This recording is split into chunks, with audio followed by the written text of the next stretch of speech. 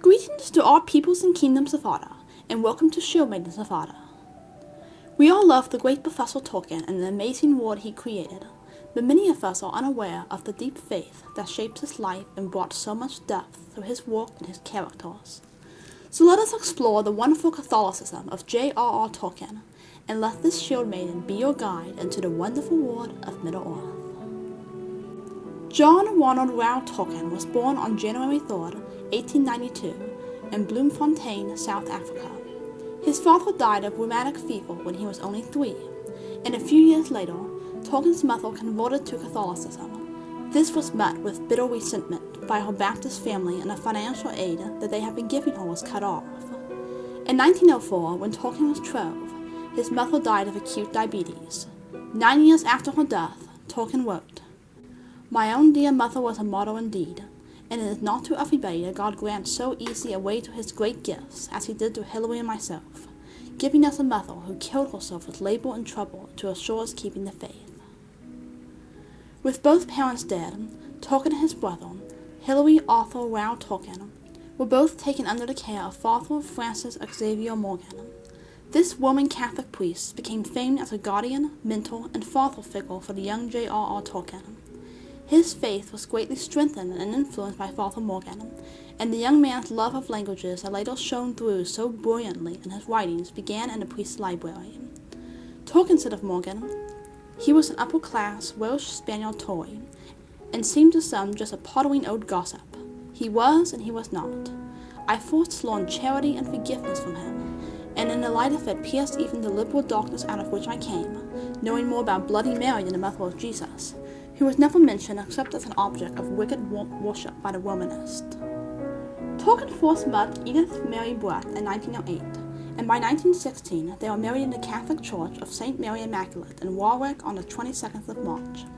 Almost at once, he was commissioned as a second lieutenant into the Lancashire Fusiliers, an infantry regiment, and thrust into the middle of the brutal trench warfare of World War I. In 1920, he was dispatched and began his academic and writing career. In 1937, The Hobbit was published, and in 1954 through 1955, The Lord of the Rings was published. Later, other works found their way to the shelves: Lost Tales, The Silmarillion, The Three Great Tales, and others. J.R.R. Tolkien received great fame for his writings in his own life, and the love and enjoyment of his books continue to this day. He died on September 2nd, 1973, 21 months after his wife. The names Baron and Luthien were inscribed over their tombs. With this brief overview of Tolkien's life, let us now look at some aspects of Catholicism in Tolkien's life and works.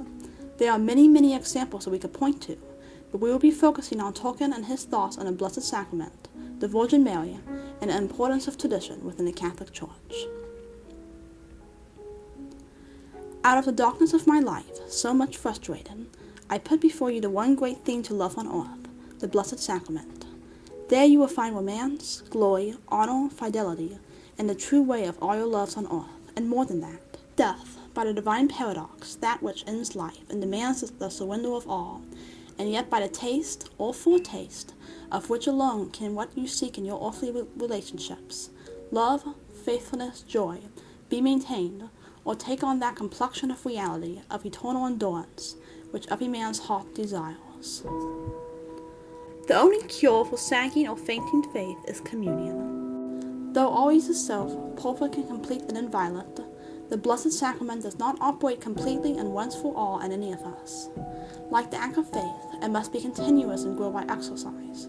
7 times a week is more nourishing than 7 times at intervals.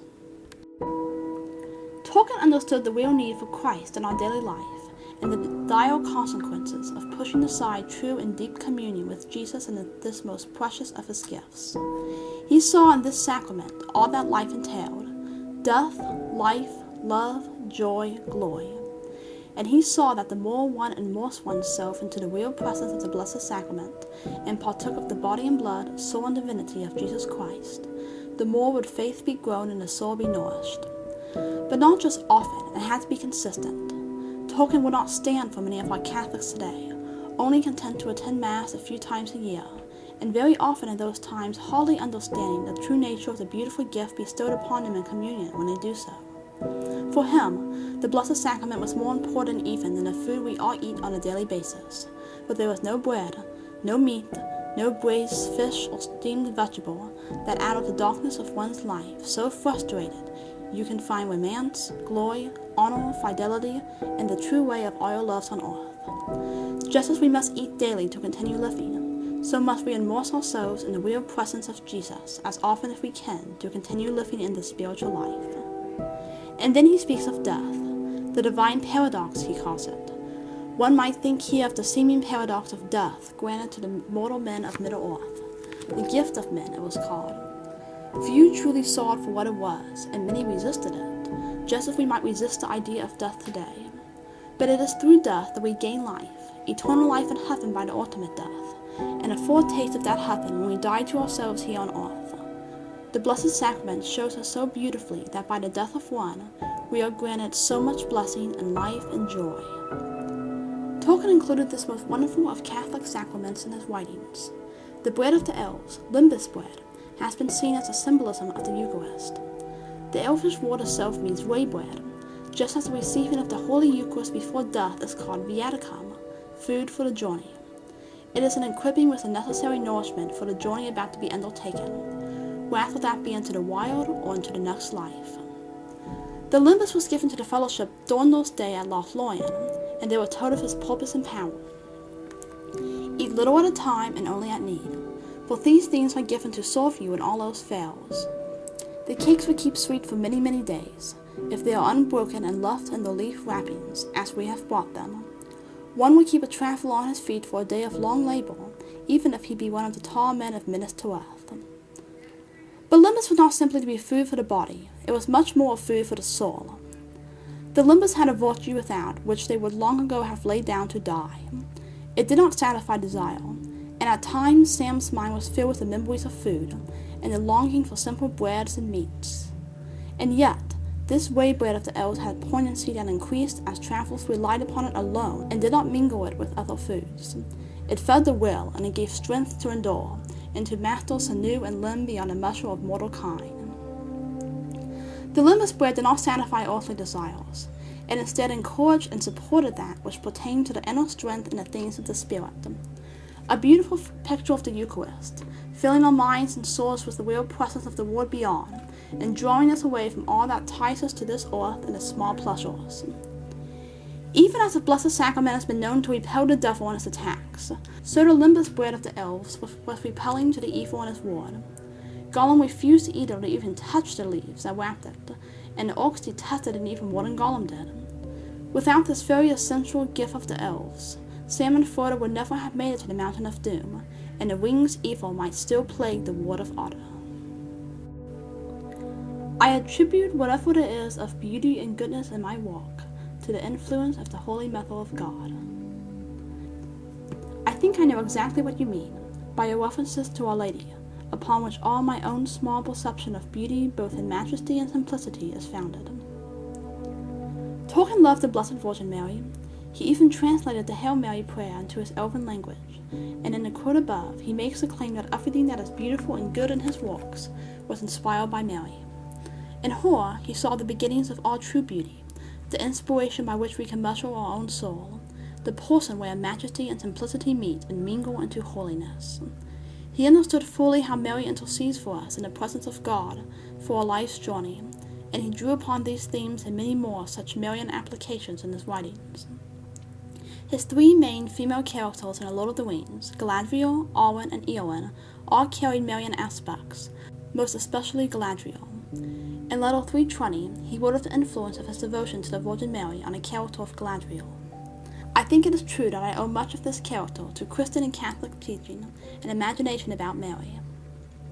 Galadriel, of course, is not meant to be a full embodiment of the Blessed Virgin, but merely to convey certain beautiful attributes of her. Galadriel is referred to as the Lady of Light, and her gift to Frodo before the Fellowship leaves Lothlorien is a phial containing the light of the star Earendil. Earendil was a mariner whose ship sailed the skies above Middle-earth, and whose light was known to bring hope and courage to those upon Otter. As Galadriel is an image of Mary, so Earendil holds many connections to Jesus Christ, and we see here a beautiful picture of how Mary encourages us to look to the light of Christ in even our darkest hours. Galadriel was seen as a mystical figure, and by some, such as Boromir and Adolf Gimli, as an untrusty one. In the movie version, Gimli warns the hobbits. They say that a great sorceress lives in these woods. An elf witch. Of terrible power. Of course, Galadriel is no witch, but only a great and mystical being, misunderstood, and Gimli's reactions can be much likened to those of our day, who do not fully understand the Mother of God and the role she plays in our lives. Galadriel also gives the fellowship the Lembas bread, which we have just seen as a symbol for the Eucharist. Here was a beautiful picture of the Blessed Virgin, who gives to us from her womb the person of Jesus, our Eucharist, the bread for our journey, even as Galadriel supplied the fellowship with nourishment for their quest. There are so many other points we could make, not just on Galadriel, but the other two mentioned female characters as well. I will leave some wonderful articles that have been very helpful to me in my research below, and I encourage you to check them out.